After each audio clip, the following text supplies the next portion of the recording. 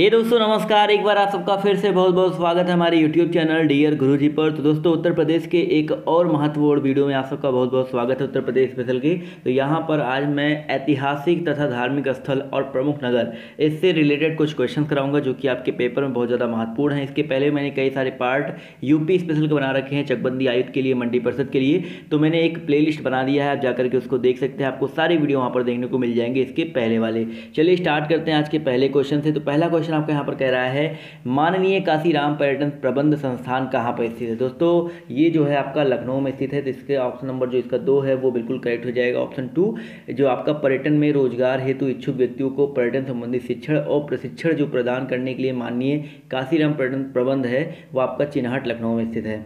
चलिए आते हैं क्वेश्चन नंबर 2 पर। तो क्वेश्चन नंबर 2 कह रहा है आपसे यहाँ पर उत्तर प्रदेश में पर्यटन विभाग की स्थापना कब की गई। बहुत ही इंपॉर्टेंट क्वेश्चन है, तो याद रखिएगा उत्तर प्रदेश में पर्यटन विभाग की जो स्थापना है वो 1956 में की गई थी। तो 1956 ईस्वी में यहाँ पर बिल्कुल करेक्ट हो जाएगा।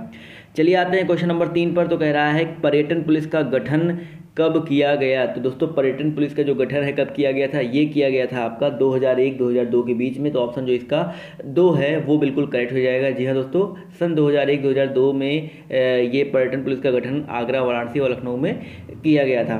चलिए आते हैं क्वेश्चन नंबर 4 पर। देखिए कह रहा है आपसे यहाँ पर पर्यटन विकास व प्रचार प्रसार के लिए उत्तर प्रदेश में कितने परिपथों को चिन्हित किया गया है। तो दोस्तों यहाँ पर देखा जाए तो ऑप्शन नंबर जो 4 है 7 ये बिल्कुल करेक्ट हो जाएगा। तो पर्यटन विकास व प्रचार प्रसार के लिए उत्तर प्रदेश में 7 परिपथों को चिन्हित किया गया है। अब ये 7 परिपथ कौन कौन से ये भी जान लीजिए। बौद्ध परिपथ, बुंदेलखंड परिपथ, ब्रज परिपथ, लखनऊ अवध परिपथ, वाराणसी विंध्य परिपथ, झांसी बुंदेलखंड परिपथ, जल विहार परिपथ तथा वन्य जीव इको टूरिज्म एवं साहसिक यात्रा परिपथ। तो ये सारे आपके 7 परिपथ यहाँ पर चिन्हित किए गए हैं। क्वेश्चन नंबर 5 कह रहा है दोस्तों आपसे यहाँ पर कि उत्तर प्रदेश में पेइंग गेस्ट योजना कब से चलाई जा रही है। तो दोस्तों उत्तर प्रदेश में पेइंग गेस्ट योजना जो है 1994 से चलाई जा रही है। तो ऑप्शन जो इसका 3 है वो बिल्कुल करेक्ट हो जाएगा। चलिए आते हैं क्वेश्चन नंबर 6 पर। तो कह रहा है यूनेस्को की विश्व धरोहर सूची में राज्य के कितने स्मारक शामिल हैं। तो दोस्तों यूनेस्को की विश्व धरोहर सूची में उत्तर प्रदेश के कुल कितने स्मारक शामिल है। तो आपका ये पहला होमवर्क होता है, आपको कमेंट करके बताना है इसका जो करेक्ट आंसर है क्या हो सकता है। आपको हर वीडियो में एक होमवर्क दिया जाता है, आपको कमेंट करके उसका जवाब देना रहता है। क्वेश्चन नंबर 7 कह रहा है आपसे यहाँ पर कनक भवन किस जनपद में अवस्थित है। तो दोस्तों कनक भवन की अगर हम बात करें तो कनक भवन उत्तर प्रदेश के फैजाबाद जिले में अवस्थित है, जिसका नाम अयोध्या हो गया। तो यहाँ पर ऑप्शन जो 3 है फैजाबाद जिला ये करेक्ट हो जाएगा। लेकिन अब क्वेश्चन जो आएगा अयोध्या करके आएगा। चलिए आते हैं क्वेश्चन नंबर 8 पर। तो कह रहा है राज्य में इको पर्यटन हेतु किस विभाग को अधिकृत किया गया है। तो दोस्तों राज्य में इको पर्यटन हेतु अगर देखा जाए तो वन विभाग को अधिकृत किया गया है। तो ऑप्शन नंबर इसका जो 4 है वो बिल्कुल करेक्ट हो जाएगा। वन विभाग यहाँ पर ऑप्शन जो 4 है वो बिल्कुल करेक्ट हो जाएगा। क्वेश्चन नंबर आपका 9 कह रहा है उत्तर प्रदेश में अप्रवासी भारतीयों के लिए अपने पूर्वजों की तलाश संबंधी कौन सी योजना चलाई जा रही है। तो उत्तर प्रदेश में अप्रवासी भारतीयों के लिए अपने पूर्वजों की तलाश संबंधी यहाँ पर देखा जाए तो डिस्कवर योर रूट्स योजना, यानी कि ऑप्शन नंबर इसका जो 3 है वो बिल्कुल करेक्ट हो जाएगा। ये योजना चलाई जा रही है। क्वेश्चन नंबर 10 कह रहा है दोस्तों आपसे यहाँ पर प्राचीन काल अहिच्छत्र वर्तमान में उत्तर प्रदेश के किस जनपद में स्थित है। तो आपका देखा जाए तो ये जो है बेसिकली आपका बरेली जनपद में स्थित है। बहुत इंपॉर्टेंट क्वेश्चन है क्योंकि बरेली जो जिला है उसमें स्थित एक रामनगर है, उससे इसकी पहचान की गई है रामनगर से। और यहीं पर मृद भांड संस्कृत से लेकर के गुप्तोत्तर युग के साक्ष्य जो है वो प्राप्त हुए हैं। चलिए आते हैं क्वेश्चन नंबर 11 पर। तो कह रहा है अतरंजी खेड़ा वर्तमान में उत्तर प्रदेश के किस जिले में स्थित है। तो दोस्तों अतरंजी खेड़ा जो है वो आपका एटा जिले में स्थित है। बहुत इंपॉर्टेंट है, याद रखिएगा। एटा जिले में काली नदी के तट पर स्थित है।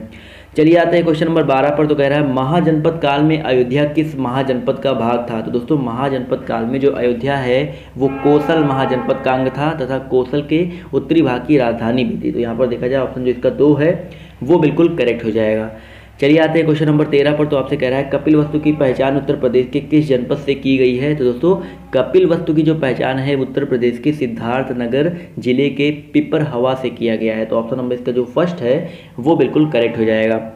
चलिए आते हैं क्वेश्चन नंबर 14 पर। देखिए आपसे कह रहा है कि लुम्बिनी उत्तर प्रदेश के किस जिले के सबसे समीपस्थ है। तो लुम्बिनी अगर बात किया जाए तो गौतम बुद्ध की जन्मस्थली है जो कि महाराजगंज जिले के तनवा स्टेशन से 15 किलोमीटर की दूरी पर नेपाल में स्थित है। तो अगर देखा जाए तो ऑप्शन नंबर इसका जो महाराजगंज 4 है वो बिल्कुल करेक्ट हो जाएगा। चलिए आते हैं अगले क्वेश्चन पर। तो अगला क्वेश्चन आपका यहाँ पर क्या कह रहा है संत मलूक दास की जन्मस्थली कहाँ थी। तो संत मलूक दास की जो जन्मस्थली थी वो कड़ा थी। याद रखिएगा ऑप्शन जो इसका 3 है वो बिल्कुल करेक्ट हो जाएगा। ये इलाहाबाद से 64 किलोमीटर दूर गंगा तट पर कौशाम्बी जिले में स्थित है, समझ गए। और कड़ा का आर्थिक व ऐतिहासिक महत्व भी है। गंगा यमुना दोआब तथा प्रमुख व्यापारिक मार्ग पर अवस्थित के कारण इसकी आर्थिक महत्व भी काफ़ी ज़्यादा है। चलिए आते हैं अगले क्वेश्चन पर। तो अगला क्वेश्चन आपका यहाँ पर कह रहा है आज कड़ा किस जिले में स्थित है। अभी मैंने आपको डिटेल बता ही दिया। कड़ा जो है बेसिकली मलूक दास की जन्मस्थली है, फिर से रिमाइंड कर लीजिए। और ये दोस्तों इलाहाबाद से 64 किलोमीटर की दूरी पर स्थित कौशाम्बी जिले में स्थित है। तो ऑप्शन नंबर इसका जो फर्स्ट है वो बिल्कुल करेक्ट हो जाएगा। चलिए आते हैं क्वेश्चन नंबर 17 पर। तो कह रहा है घोसीताराम विहार का निर्माण किस जनपद में करवाया गया था। तो अगर बात करते हैं घोसीताराम विहार के बारे में तो ये बेसिकली आपका यहाँ भी कौशाम्बी करेक्ट हो जाएगा।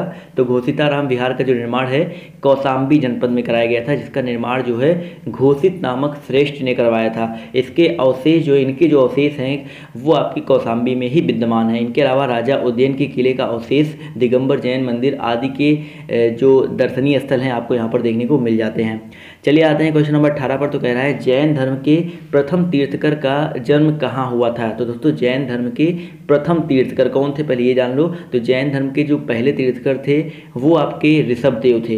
तो इनका जो जन्म हुआ था, अगर देखा जाए इनका जन्म कहाँ पर हुआ था, अयोध्या में हुआ था। याद रखिएगा जैन धर्म के पहले, दूसरे, चौथे, पांचवें और 14वें यानी कि ऋषभदेव, अजीतनाथ, अभिनंदनाथ, सुमतिनाथ, अनंतनाथ, इन सबका जो जन्मस्थल है वो आपका अयोध्या ही है। अयोध्या से मात्र 25 किलोमीटर की दूरी पर स्थित रतनपुरी में 15वें तीर्थकर का जन्म भी हुआ था, यानी कि जिनका नाम धर्मनाथ था। चलिए आते हैं क्वेश्चन नंबर 19 पर। तो कह रहा है कालपी किस जनपद में स्थित है। दोस्तों कालपी जो है जालौन जनपद में यमुना नदी के तट पर स्थित है। तो यहाँ पर देखा जाए तो ऑप्शन जिसका 3 है जालौन, ये बिल्कुल करेक्ट हो जाएगा। क्वेश्चन नंबर आपका 20 कह रहा है भीतर गांव का मंदिर किस जिले में है। तो ये बहुत ही इंपॉर्टेंट क्वेश्चन है। भीतर गांव काफ़ी फेमस भी है। तो दोस्तों अगर देखा जाए तो कानपुर देहात, कानपुर के पास एक पड़ता है कानपुर देहात जिसको घाटमपुर बोलते हैं। तो कानपुर देहात जनपद में भीतर गांव का मंदिर स्थित है। और ये बेसिकली है कि गुप्तकालीन शैली अर्थात ईंट और पत्थरों से निर्मित मंदिर है। यह मंदिर जो है चंद्रगुप्त द्वितीय विक्रमादित्य के काल में बना था। और इस मंदिर की उल्लेखनीय विशेषता क्या है, इसमें शिखर का होना तथा ऊंचे चबूतरे पर निर्मित होना है। और मंदिर की छत पिरामिडाकार है। इसकी बाहरी दीवारों को देवी देवताओं की मूर्तियों से सजाया गया है। चलिए क्वेश्चन नंबर 21 पर आते हैं। देखिए कह रहा है आपसे यहाँ पर शाकुंभरी देवी का मंदिर किस जिले में स्थित है। तो दोस्तों शाकुंभरी देवी का जो मंदिर है वो आपका सहारनपुर से 41 किलोमीटर की दूरी पर स्थित है। तो यहाँ पर देखा जाए तो ऑप्शन जो इसका 3 है सहारनपुर, ये बिल्कुल करेक्ट हो जाएगा। चलिए आते हैं दोस्तों क्वेश्चन नंबर 22 पर। तो क्वेश्चन नंबर देखिए 22 आपसे यहाँ पर क्या कह रहा है, मगहर किस जनपद में अवस्थित है। तो मगहर अगर बात किया जाए तो दोस्तों ये बेसिकली आपका संत कबीर नगर, जी हाँ दोस्तों संत कबीर नगर जिले में अवस्थित है। तो ऑप्शन जो इसका 2 है ये बिल्कुल करेक्ट हो जाएगा। मगहर संत कबीर का महाप्रयाग ये यही स्थल है और जो हिंदू और मुस्लिम की एकता का प्रतीक भी माना जाता है। चलिए आते हैं क्वेश्चन नंबर 23 पर। तो आपसे कह रहा है कि उत्तर प्रदेश के किस जिले में भृगु मंदिर है। तो यहाँ देखा जाए तो उत्तर प्रदेश के बलिया जिले में, याद रखिएगा बलिया जिले में आपका भृगु मंदिर है। तो ऑप्शन जिसका फर्स्ट है वो बिल्कुल करेक्ट हो जाएगा। भृगु मंदिर कौन है भाई, भृगु जी का जो मंदिर है वो ब्रह्मा जी के पुत्र थे भृगु, और उन्हीं का मंदिर जो है आपका बलिया जिले में स्थित है। चलिए आते हैं क्वेश्चन नंबर 24 पर। तो कह रहा है आपसे यहाँ पर किसका प्राचीन नाम ब्रह्मावर्त तीर्थ था। तो ये बहुत ही इंपॉर्टेंट क्वेश्चन है। तो किसका प्राचीन नाम ब्रह्मावर्त तीर्थ था। तो यहाँ पर अगर देखा जाए तो इसका ऑप्शन जो 3 है यानी कि बिठूर, याद रखिएगा बिठूर कहाँ पे स्थित है, कानपुर के बारे में अगर बात करें तो कानपुर से 24 किलोमीटर की दूरी पर गंगा तट पर बिठूर जो स्थित है। और बिठूर जो है उन बिठूर का ही प्राचीन नाम क्या था, ब्रह्मावर्त तीर्थ था, समझ गए। तो ऑप्शन नंबर इसका जो 3 है, बिठूर नहीं बिठूर होना चाहिए था। तो ऑप्शन 3 यहाँ पर करेक्ट हो जाएगा। क्वेश्चन नंबर आपका 25 कह रहा है मैत्रेय परियोजना किस जनपद में चलाई जा रही है। तो दोस्तों मैत्रेय परियोजना जो है अगर देखा जाए किस जनपद में चलाई जा रही है तो यहाँ पर ऑप्शन नंबर इसका जो फर्स्ट है कुशीनगर, ये बिल्कुल करेक्ट हो जाएगा। चलिए आज के एक आपको मैंने होमवर्क दिया है, एक होमवर्क और आपको दे देता हूँ। दोनों होमवर्क का आपको जो जवाब है कमेंट करके देना है। ये बताना है आपको गढ़मुक्तेश्वर का मेला किस जनपद में लगता है। तो आपका ये सेकंड होमवर्क है और आपको इसका जवाब, दोनों क्वेश्चन का जो जवाब है आपको अगले वीडियो में देखने को मिल जाएगा। इसका जो जवाब है गढ़मुक्तेश्वर का मेला किस जनपद में लगता है, इनका जवाब आपको कमेंट करके देना है। सो गाइस आई होप आपको वीडियो जो है पसंद आई होगी। तो अगर आपको वीडियो पसंद आई तो वीडियो को लाइक कीजिएगा, ज़्यादा से ज़्यादा शेयर कीजिएगा। और अगर आप डिटेल में हर चीज़ पढ़ना चाहते हैं UP GK, UP current affair, math के लिए, रीजनिंग के लिए, तो आप हमसे अनअकैडमी पर जुड़ना मत भूलें। अनअकैडमी पर आपको बहुत सारे वीडियोज़ देखने को मिलेंगे जो कि मेरे द्वारा ही बनाए गए हैं और उनका फ़ायदा बिल्कुल फ्री में उठा सकते हैं। तो दोस्तों आज के इस वीडियो में सिर्फ इतना ही। बाय, टेक केयर, जय हिंद, जय भारत। मिलते हैं आप सबसे नेक्स्ट वीडियो में।